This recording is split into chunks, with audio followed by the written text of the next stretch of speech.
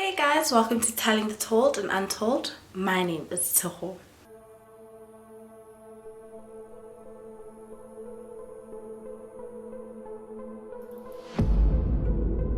Before we go straight into today's case, I do want to give a thank you to our sponsor for today's video, which is Canva Toons.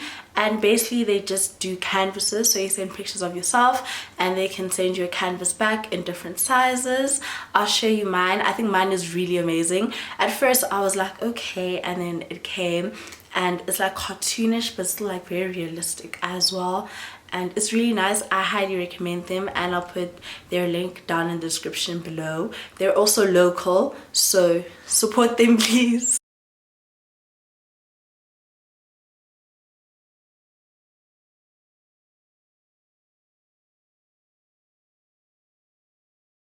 For today's case, we're going to Tableview in Cape Town. Leslie Cilliers was born on the 7th of December 1964, and he was often described as someone who was introverted, humble, had a unique sense of humor, and sometimes reserved.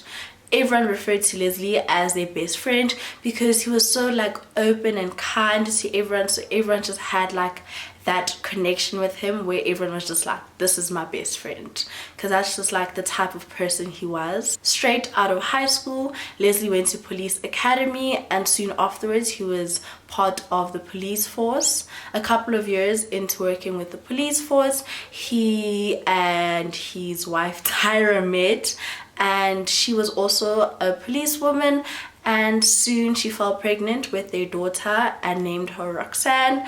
And afterwards she decided to just leave work and focus on her family, focus on her husband, focus on her daughter Roxanne, and everything was going really well. Leslie was someone who was very involved in the community. He once helped build a preschool, a crèche, in an informal settlement near Tableview.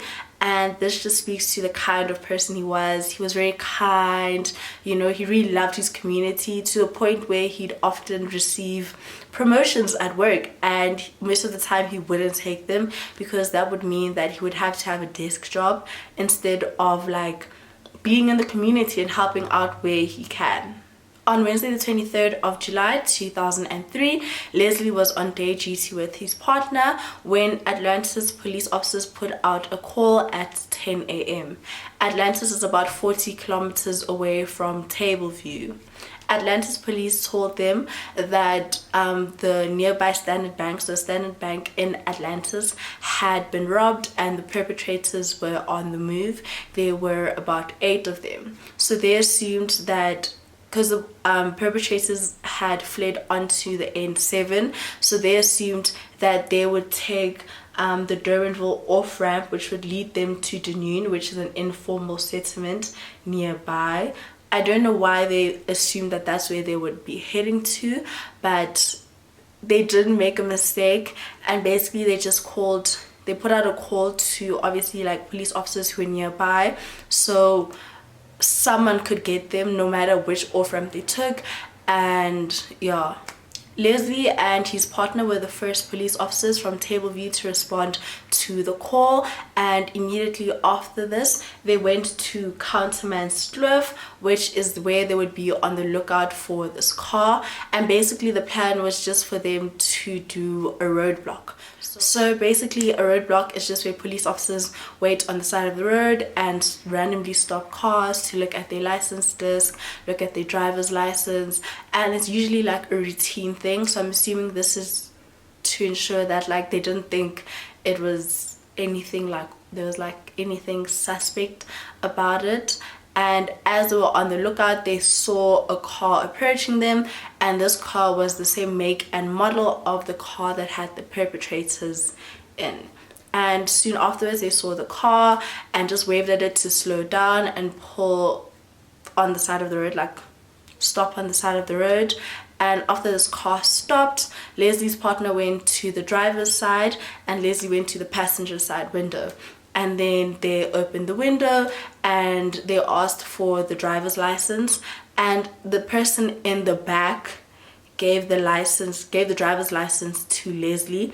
So not the driver or like the passenger, the person that was at the back. So they took out the driver's license, gave it to Leslie, and after this, the story about what happened really isn't clear. There's like varying stories about what happened, but the first thing that's believed to have happened is that as soon as Leslie got this driver's license, they asked the men to get out the car, and then a shooting just started and there were just bullets flying everywhere.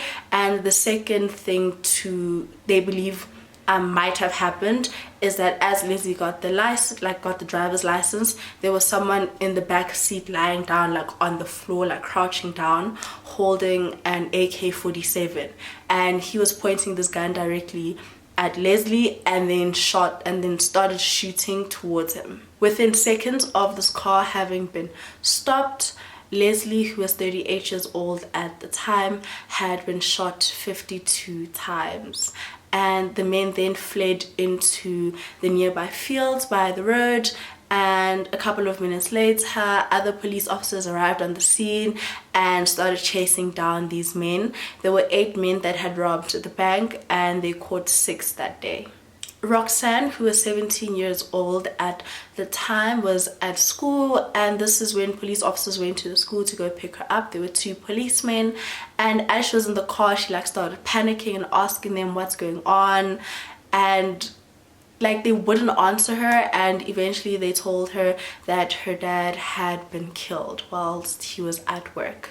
And not only for Roxanne, but for the whole family, for his wife Tyra, they lost Leslie, and it was such a painful moment for them because as sad as it sounds, they had always thought that if they were to lose him whilst he was at work, it would probably be when he was on night duty, because there'd probably be less cars for them. It's more dangerous. So for them to lose this person in their lives on a random Wednesday in winter in the morning, it was such a shock to everyone. It was so unexpected. I apologize for my pronunciations of these names, but I'm really trying. I'll also put them down as I say their names, so you can see them. But the 6 men that were caught that day were Xolani Khumalo, Frank Tlatswayo, Disetso Manyoka, Laikim Tlhongo, Lazarus Phakathi, as well as his brother Themba Phakathi. 2 of the men managed to escape during the trial, but they were eventually caught, and then they had to have their own trial. And I'm not too sure whether it's part of the 6 men that were caught that day, because there were 8 of them, or if it's 2 different men, because these are the 6 names I have now are the only names I was able to find. I should also note that it was very hard to research this case.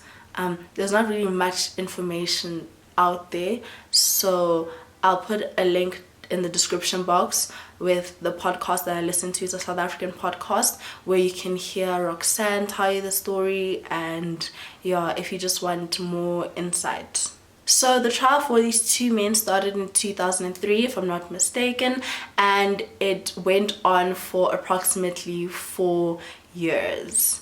And throughout this trial, they kept trying to figure out who was the man that shot Leslie, but to this day it's not known who was the shooter, but all 6 men were prosecuted. All 6 men were found guilty. Frank Tlatswayo, who was the youngest of the group, he was only 18 years old, was sentenced to life. Xolani Khumalo, who was 23, and Disetso Manyoka, who was 26, were both sentenced to 66 years. Laikim Tlhongo, who was 26, Lazarus Phakathi, 35, as well as his brother Themba Phakathi, who was 29, were all given 16 years in prison. They were all sentenced to multiple life sentences, including murder, attempted murder, and armed robbery. The 3 men who received 16-year sentences, so the Phakathi brothers, as well as Laikim Tlhongo, I'm assuming, because they were only sentenced for 16 years, I'm assuming they are released now, because it's been about 18 years, so they were probably released about 2 years ago. But that's not the end of this case. So basically the reason why we're here today is because Roxanne, Leslie's daughter, received a phone call from the Department of Correctional Services, and they were basically just asking whether her and her family would be interested in a victim offender dialogue with Xolani Khumalo, who was sentenced to 66 years. And for Roxanne, she was very confused, like she didn't understand like why she'd want to have a conversation with this man, like one of the men that were involved in the murder of her father. And also it had been 18 years, so she was very confused. But it turned out that the reason for this is because Khumalo is eligible for parole after only having served 18 years of a 66-year sentence. So basically the reason why this is possible is because this is known as the Van Wyk judgment. If you haven't heard about it before, I have covered it in a previous video, the Cilliers massacre video. So if you haven't seen the first initial video as well as a follow-up video, I will link them up here. I'm not sure which side it is, but like the side or the side, I'll link them up so you guys can go watch that. So basically it just says that someone will be eligible for parole after only having served 20 years of their sentence, and this can be reduced to only 12 years and 4 months for other things like good behavior. And it doesn't make sense.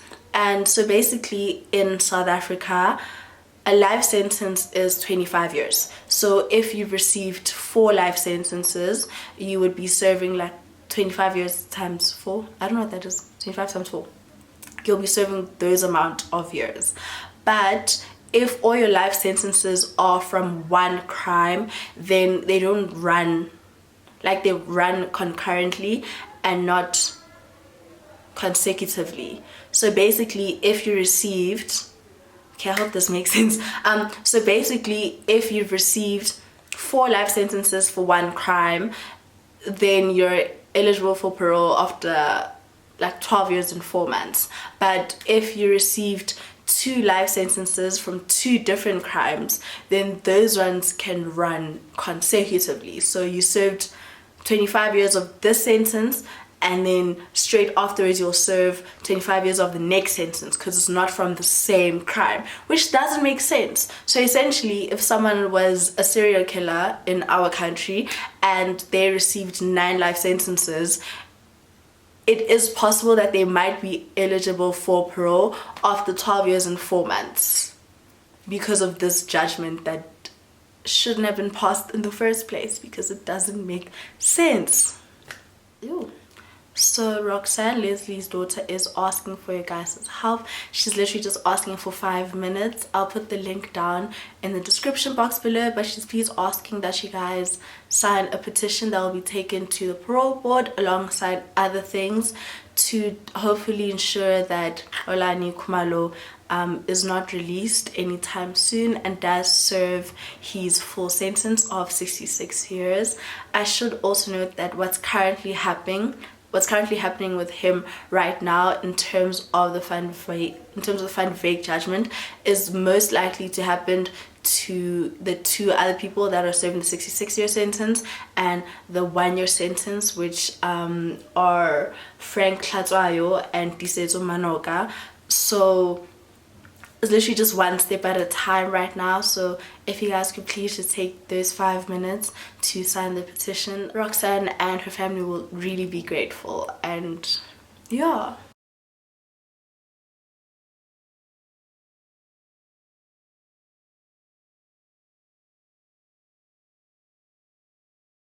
That's it for today's case. Thank you guys so much for watching, and I'll see you guys next time. Bye.